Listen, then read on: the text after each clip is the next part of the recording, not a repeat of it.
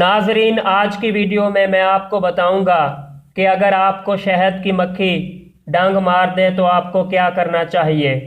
ناظرین، شہد کی مکھی چاہے چھوٹی ہو یا بڑی، جب بھی وہ اپنا ڈنگ مارتی ہے تو جس انسان کو ڈنگ مارتی ہے اس انسان میں الرجی شروع ہو جاتی ہے۔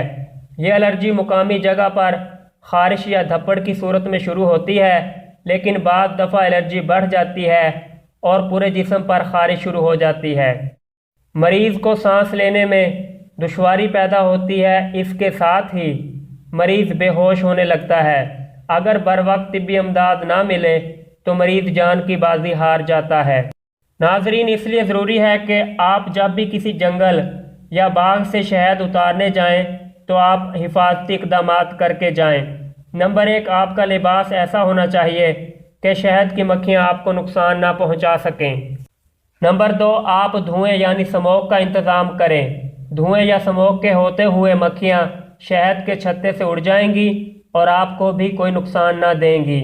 نمبر 3، جب بھی آپ شہد اتارنے جائیں تو ایول یا پریٹون کی ایک گولی ضرور کھا کر جائیں تاکہ شہد کی مکھی کے ڈنگ مارنے کی صورت میں آپ کو الرجی نہ ہو۔ اگر آپ کو الرجی ہو جائے تو فوراً قریبی ڈاکٹر سے رجوع کریں، اور اگر قریبی ڈاکٹر میسر نہ ہو اور سارے جسم پر خارش شروع ہو جائے اور سانس کی تنگی بھی ہو رہی ہو تو ڈیکسا میتھاسون اور ایول کا انجیکشن ملا کر مریض کو آہستہ سے وریدی لگا دیں۔